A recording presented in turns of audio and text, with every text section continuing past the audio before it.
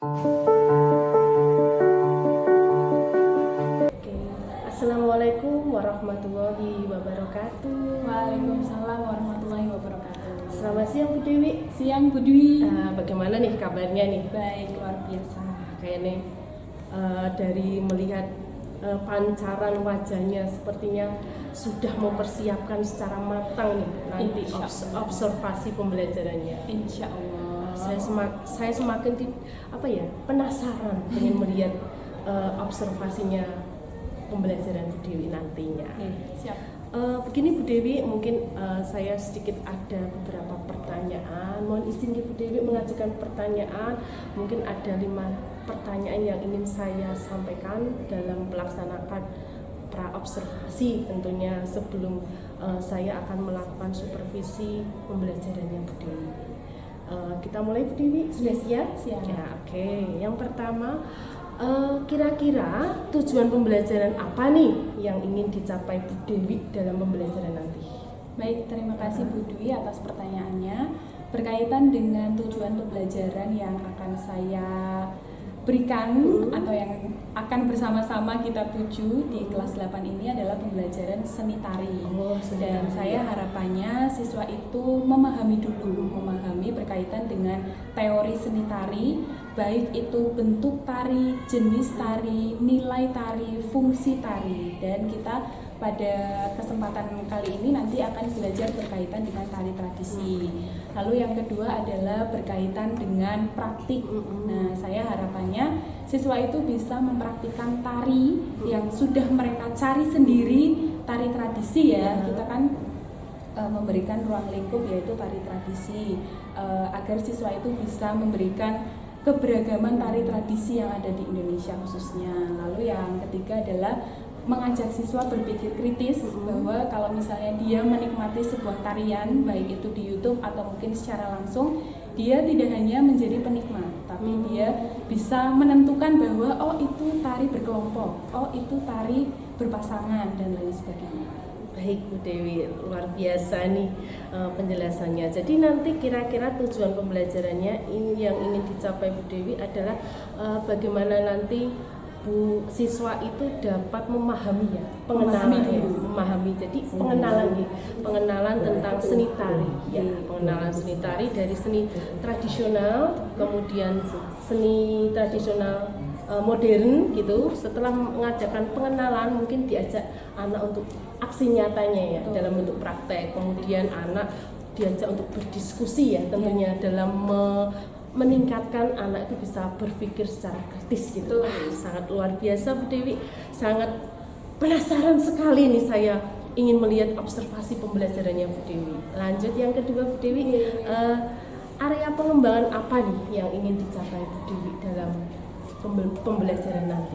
Baik, terima kasih Bu Dwi. Berkaitan dengan area pengembangan yang ingin saya terapkan di kelas 8 ini adalah area perkembangan emosional.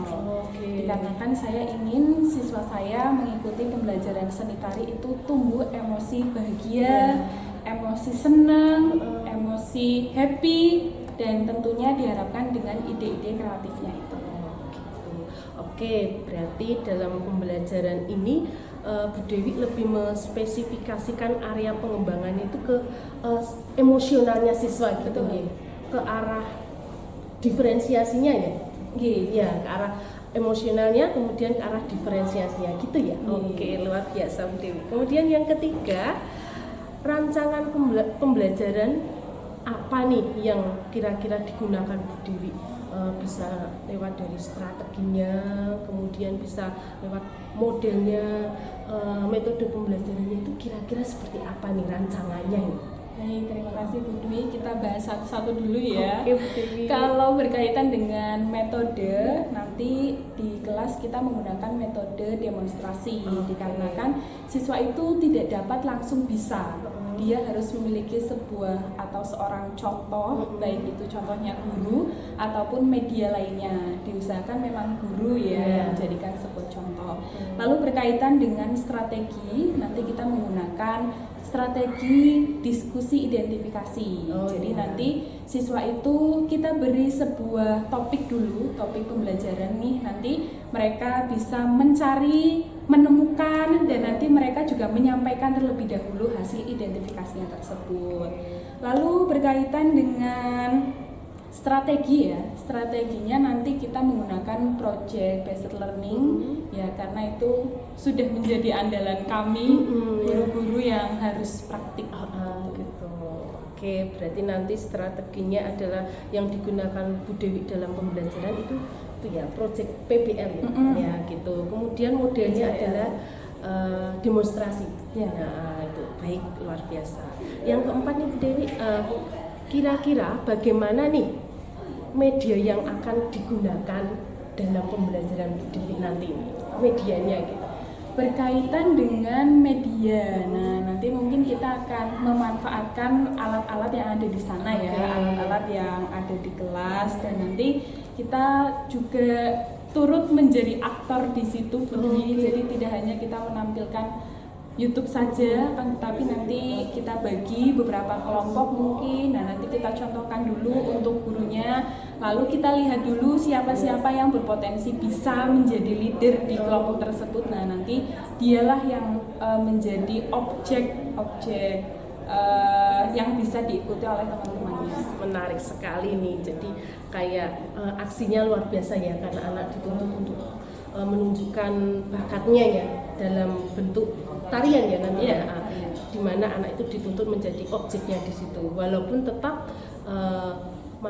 ada pendampingan dari Bapak Ibu guru gitu nanti ya untuk Bu Dewinya sendiri ya gitu.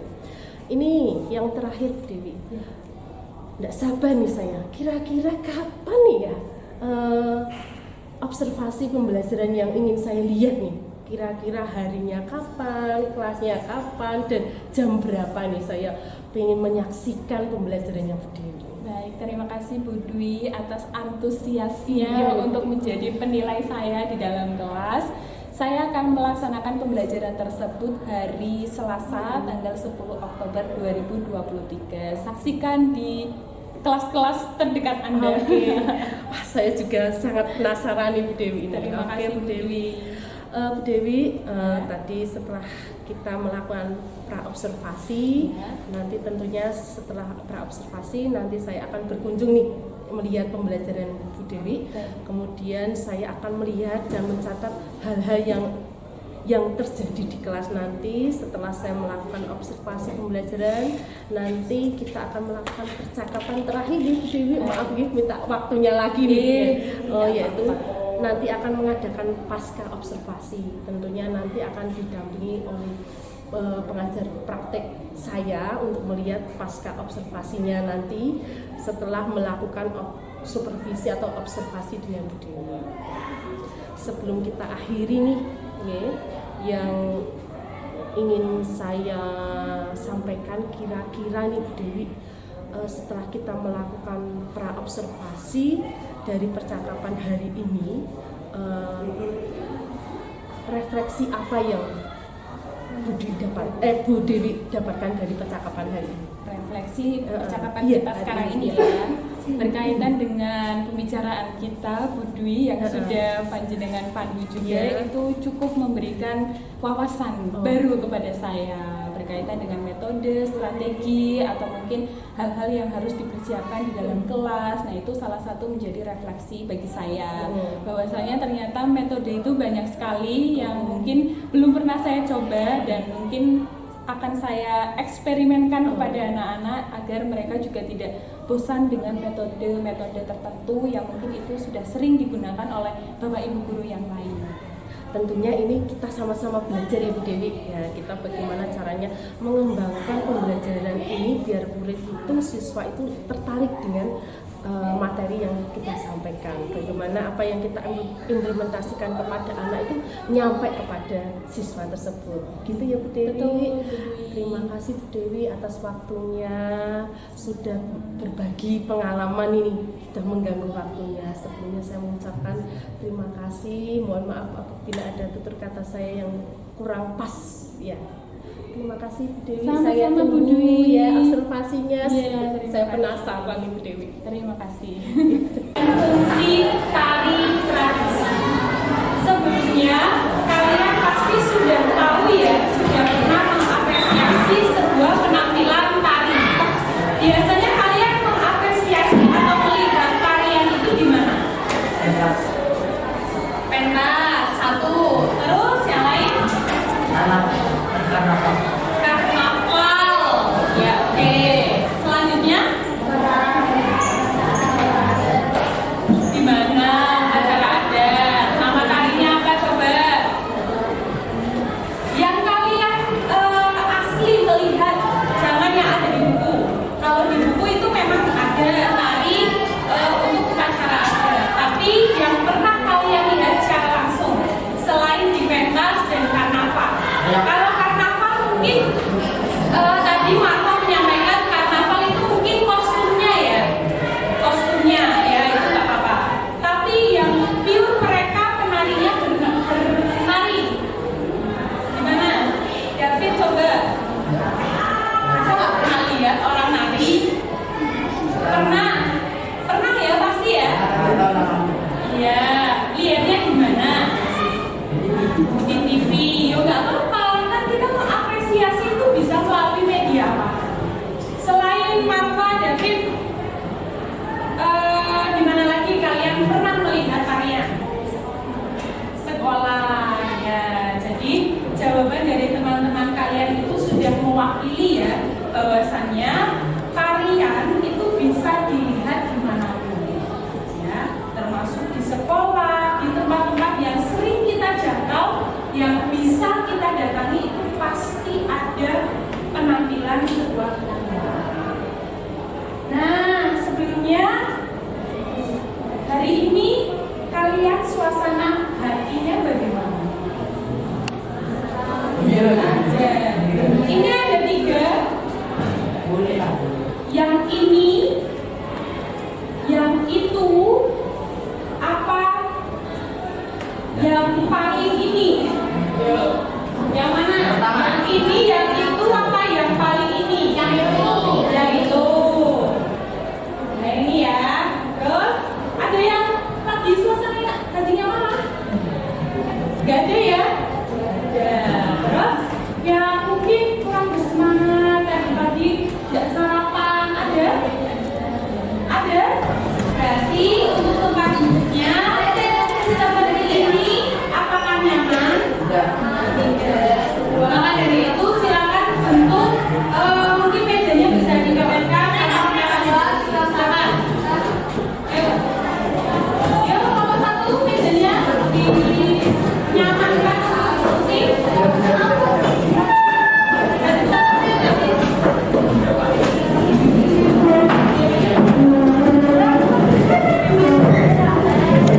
Kelompok 4?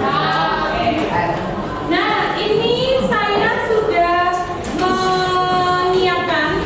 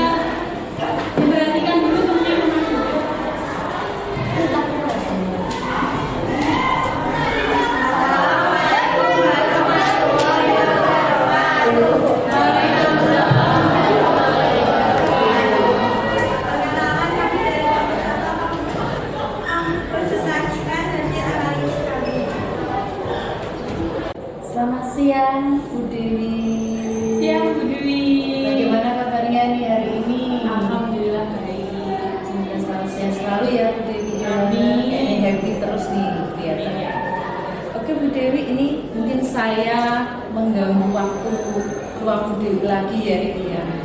Seperti yang kemarin saya sudah sampaikan, mungkin saya masih butuh waktu untuk kita ngobrol-ngobrol lagi, berbincang-bincang lagi terkait hasil evaluasi setelah saya melakukan observasi pembelajaran Bu Dewi kemarin.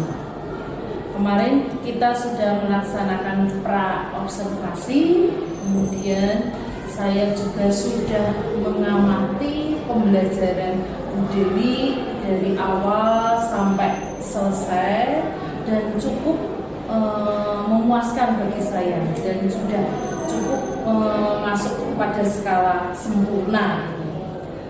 Begini Bu Dewi, ada sedikit yang kami atau saya ingin tanyakan karena ini kan kita istilahnya melakukan pasca observasi ya.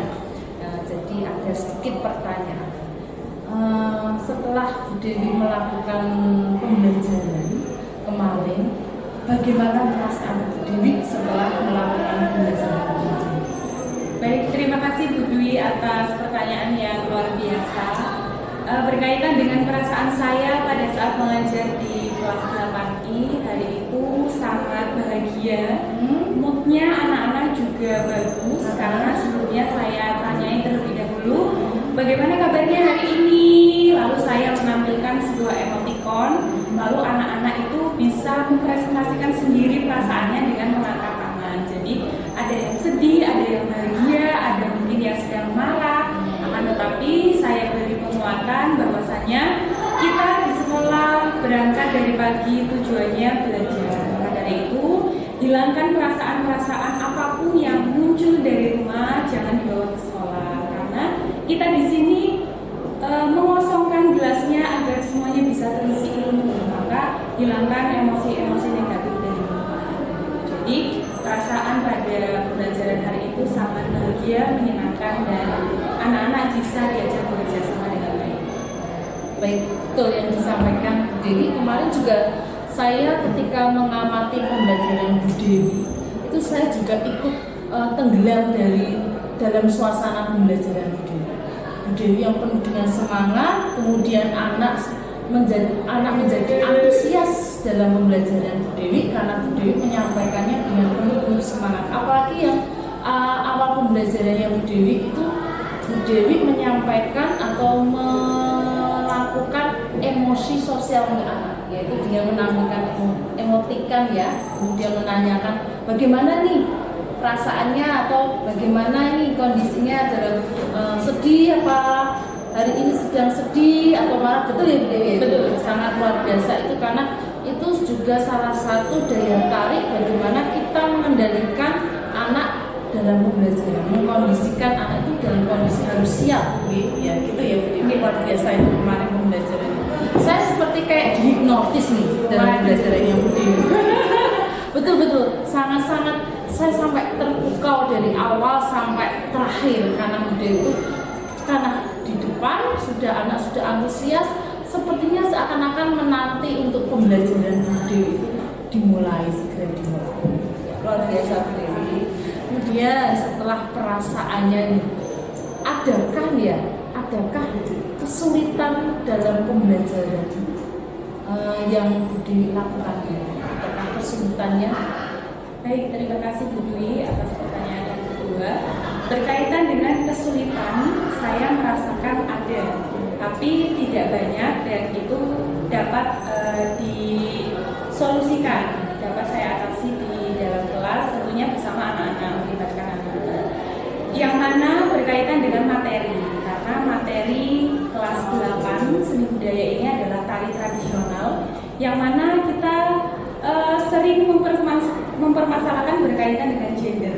Nah, jadi anak-anak laki-laki itu selalu sudah terpatri di dalam otaknya bahwasanya kalau yang menari itu adalah perempuan. Nah, bahwa dia tidak memiliki wawasan atau pengetahuan bahwasanya di Indonesia bahkan luar negeri sekalipun itu banyak laki-laki yang memiliki profesi sebagai penari. Maka dari itu kesulitan saya adalah memotivasi siswa, khususnya laki-laki, memotivasi untuk ayo kita bergerak menari bersama. Karena tari ini kan harus gender perempuan, harus gender laki-laki. Nah, kadang saya memberikan penguatannya berkaitan dengan menari itu tidak hanya dilakukan oleh seorang perempuan. Jadi Bu Dewi itu melakukan pendekatan persuasif guna meningkatkan motivasi anak supaya tertarik untuk menari. Yang poin pentingnya adalah menghilangkan gender ya, supaya anak itu melakukan suatu pembelajaran itu tanpa harus dengan ini harus laki-laki, ini harus perempuan. Ya luar biasa. Betul yang disampaikan Bu Dewi, di luar negeri itu malah anak-anak yang gender laki-laki itu malah penguasaan tarinya itu malah luar biasa ya, luas gitu ya. Seperti kita di K-pop banyak. K-pop gitu ya, yang sekarang lagi tren itu ya, Korea yang di idolanya opa gitu ya. Kita juga ada opa nih. Oh iya. Saya mau minta tanda tangan. Oh iya, oke. Terus lagi Bu, di Indonesia juga ada yang terkenal ya, yang lagi legendaris Didi Nah, kan dia itu bisa melucu, narinya juga luar biasa. Itu bisa diberi contoh kepada anak-anak bahwa ini loh ternyata seorang laki-laki itu juga bisa menampilkan, mengeksplorasikan tari-tari apapun gitu ya. Luar biasa Bu Dewi. Setelah tadi Bu Dewi menyampaikan ada kesulitan karena kesulitan dalam memberikan motivasi kepada anak ini. Rencananya Bu Dewi untuk menangani kesulitan itu apa selain memberikan motivasi? Baik.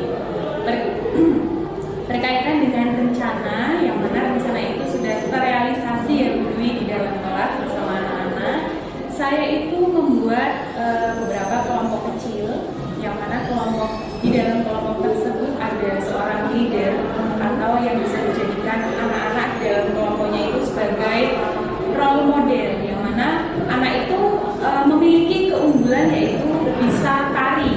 Nah, jadi saya bagi anak-anak tersebut yang bisa melakukan kegiatan tari dengan baik, dengan bagus, dengan tepat ketukannya, saya sebar di beberapa kelompok.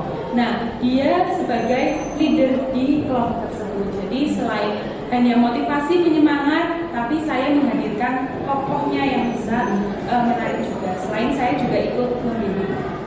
Jadi Bu Dewi itu mempunyai rencana alternatif dalam menangani kesulitan, yaitu dengan menampilkan tokoh tokoh atau leadernya dari siswa-siswi yang memiliki keunggulan bisa nari dengan baik. Oke, berarti kayak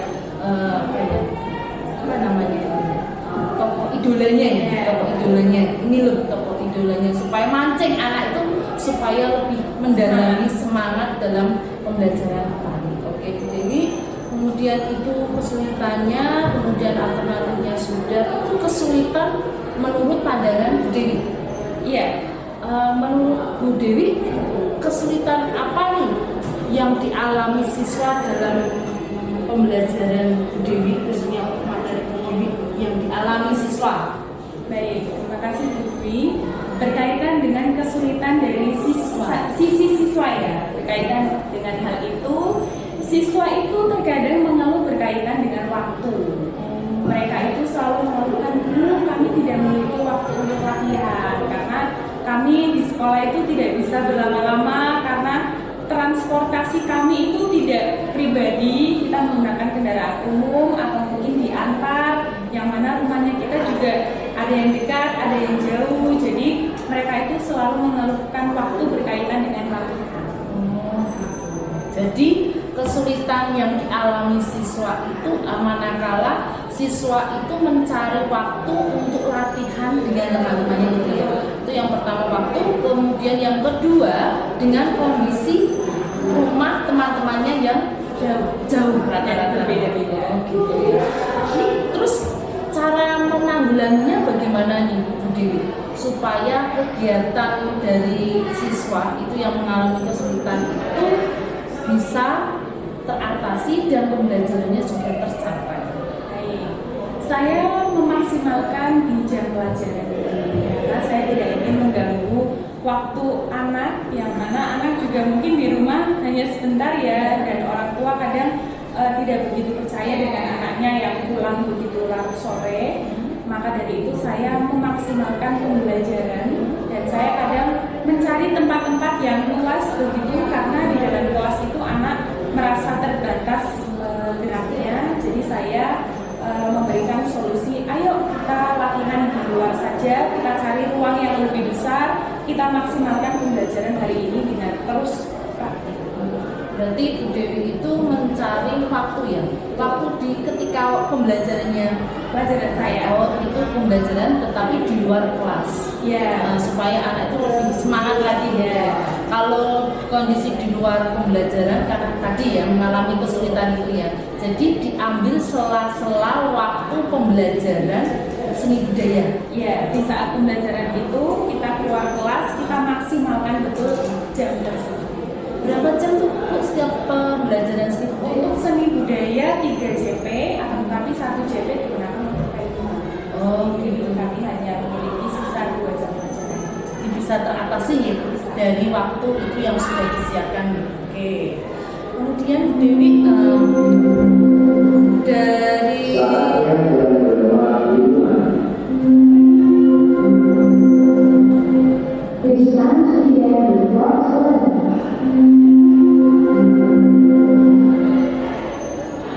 tadi kesulitan yang dialami Bu Dewi, kemudian dialami anak, kemudian Bu Dewi juga sudah mempunyai rencana alternatif, solusi. Satu lagi nih Bu Dewi, untuk kedepannya kira-kira bagaimana Bu Dewi dalam mengelola pembelajaran itu anak tetap aktif ya, apapun itu materi. Terima kasih Bu Dwi, pertanyaan yang luar biasa, dan untuk mengaktifkan siswa juga membutuhkan tenaga yang luar biasa ya. Dikarenakan kondisi sekolah itu kan berbeda-beda. Sekolah kita bukan sekolah A, anak-anak sekolah yang ada di sini bukan anak-anak yang ada di sekolah sana. Maka dari itu guru-guru di sini juga mungkin sudah hafal dengan karakteristik anak-anak kita, yang mana anak-anak kita itu pol aktifnya. Nah, akan tetapi aktifnya itu tentu di luar hal yang kita inginkan. Maka dari itu kita terus yang pertama adalah memberikan penguatan bahwa kalian itu adalah anak-anak yang luar biasa, anak-anak yang sudah tumbuh dengan baik sampai usia sedemikian. Kalian juga anak-anak yang memiliki potensi tentunya. Jadi saya itu selalu menguatkan siswa bahwasanya kalian yang mungkin diberikan cap jelek, labeling jelek oleh guru-guru, kalian balikan fakta itu. Dengan apa? Dengan keluarkan potensi yang kalian punya. Jadi saya harapan saya untuk saya sendiri dalam mengelola kelas di sekolah ini adalah memberikan penguatan guru. Selain saya melangkah ke yang lebih jauh, yaitu memberikan penguatan. Ketika saya sudah memberikan penguatan dan anak-anak itu sudah mungkin tersadar ya, anak-anak akan lebih mudah diberikan instruksi.